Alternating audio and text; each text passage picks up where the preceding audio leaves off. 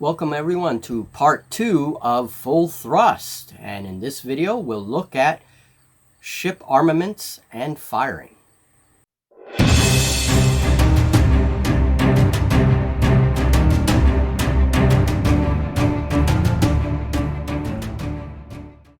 Welcome to MJ Hobby Corner. In this video I would like to go over the important aspect of firing in the game Full Thrust with starships, and I will be using scratch builds in this particular video. In episode 3 of this mini-series, we will go over the original factions of the game and some of the original ships. This is not necessarily a miniature agnostic game. It is an older game, and you can get Full Thrust for free, including some of its expansions and the Full Thrust light rules, and that's what we're using here, the light rules. You can get all that for free on the Ground Zero website. Now, I will have the link in the description box.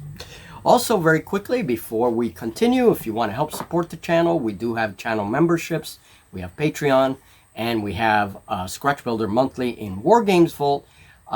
That's a lot of the ships that we will be using here are all scratch builds. Okay, so that's just a note. All right, without further ado, let's go to the tabletop and check out how firing works in Full Thrust Light.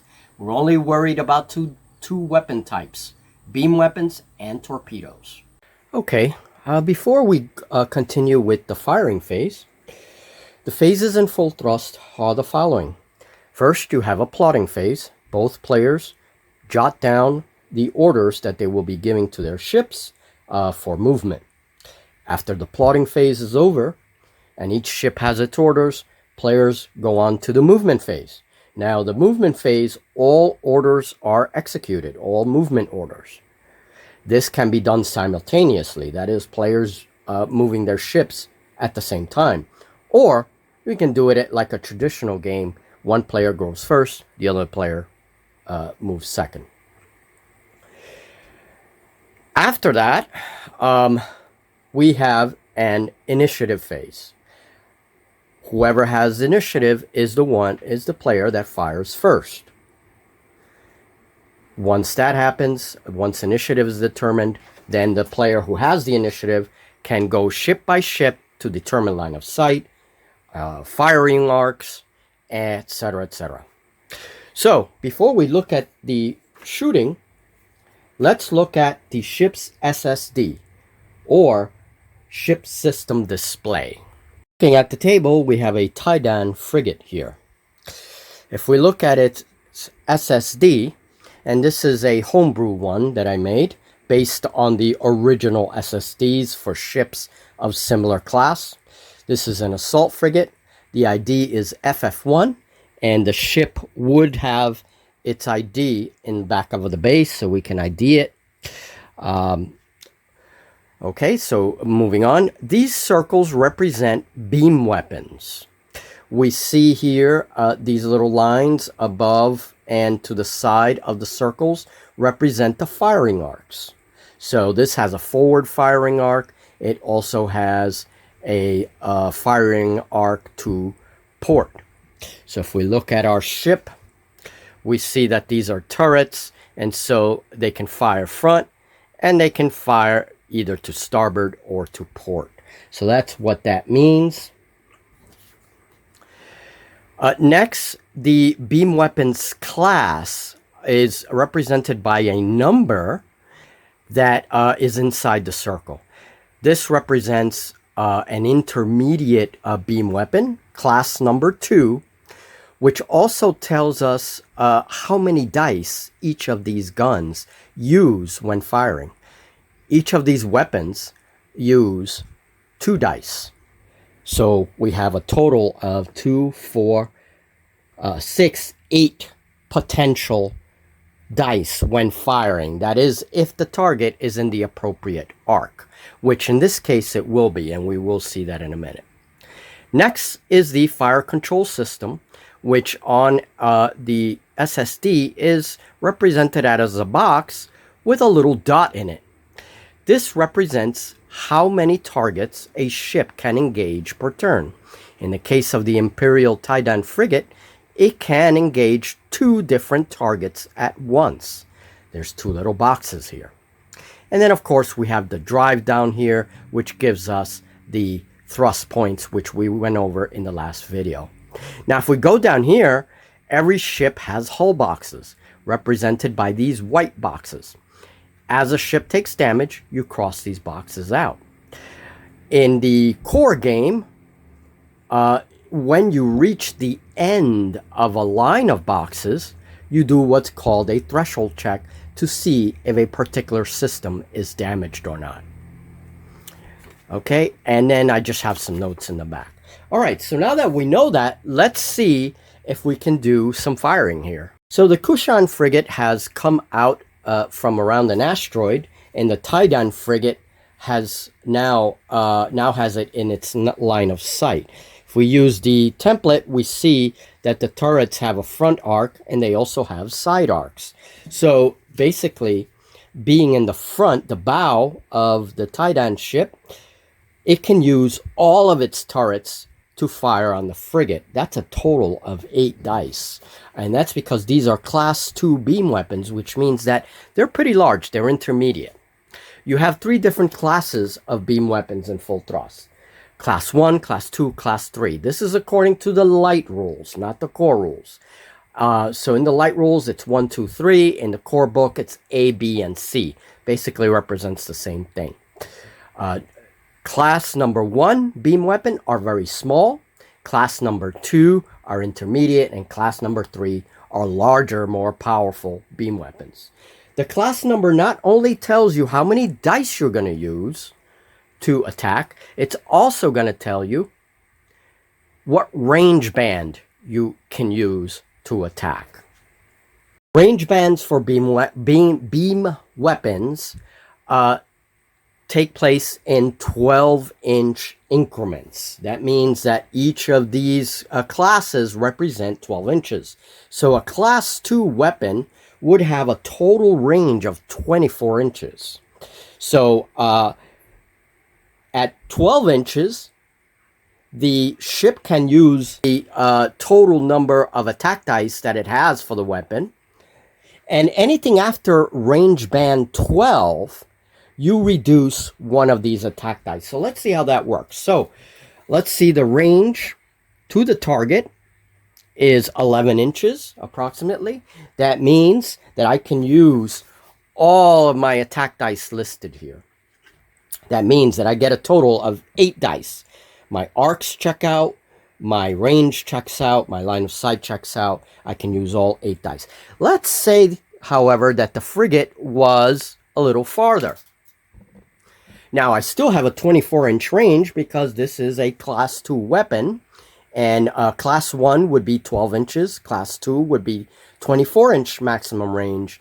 And Class 3 would be a total of 36-inch range.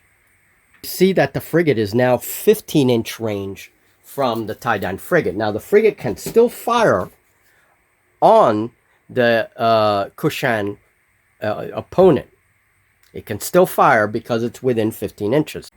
However, because the Kushan frigate is 15 inches away, 2 inches more than the standard 12-inch range band where the ship can use all of its attack dice, we have to deduct a dice per turret. So I'm going to take away 4 dice, and basically the ship has 4 dice left to shoot at this range band. So anything from 12 inches, anything from the ship up to 12 inches, you use your full attack dice. Everything after from 12 inches to 24 inches, you have to deduct 1 dice or 1 step away from the power of the weapon. So with beam weapons, a 1 to 3 has no effect. A 4 or 5 is 1 damage, and if you roll a 6, every 6 is 2 damage. Okay, there is no rolling for damage. You just roll to hit, and you calculate your damage from those hits. So, like the tie-down frigate has done quite a few hits. Here we have a 6. That means 2 damage. We have a 5, that's 1. We have a 4, that's 1. We have another 5, that's another 1. We have a total of 6 damage. 4 damage here, and then the 6 counts as 2. 4 plus 2 is 6, and so a total of 6 hull damage to the frigate. Let's extend the range a little bit, do the same exact thing, but now the Kushan frigate is 14 inches from the Taidan frigate. We have to deduct 1 die. So instead of 2 die per beam weapon, we're going to be using 1 die per beam weapon. And that's because the range is over that 12-inch, first 12-inch range band, where you can use the full power of your weapon. So being over 12 inches, we're going to eliminate 4 dice this time and roll 4 dice. So beam weapons lose power after their 12-inch range band. Okay. So 1 through 3 is no effect. So we see a 3, 2 3s and a 1. No effect there. These weapons were just hit the armor of the enemy ship, but we do see a 6. A 6 means 2 damage. So we would go back to our frigate and cross off 2 boxes. And then definitely less of a devastating hit than before. I have an Imperial cruiser here. Okay, so for the Imperial cruiser, the heavy cruiser, we see that it has 2 beam weapon turrets that are power 3 or class 3 here in front, one below the other. We have another battery of 2 on each side of the ship. These are class 2 or power 2, and then 2 more turrets back here as well. So we have a lot of weapons here. Also, this ship can engage 3 different targets at once. Okay, so it can, depending on where these targets are and how the arcs reach them, it can engage 3 targets. Okay, so we do have to check for the firing arcs, and we can see the firing arcs here for each of the turrets. This turret can only fire forward and to the starboard or port in this case if it's on the other side of the hull. So only it can only fire in a forward arc or in a side arc. And then this turret back here, same thing. It can fire in a forward arc, and side arcs. And we can see it here represented on the model as the turrets move. So we can picture, you know, if there are different targets within these arcs, then that ship can engage up to 3.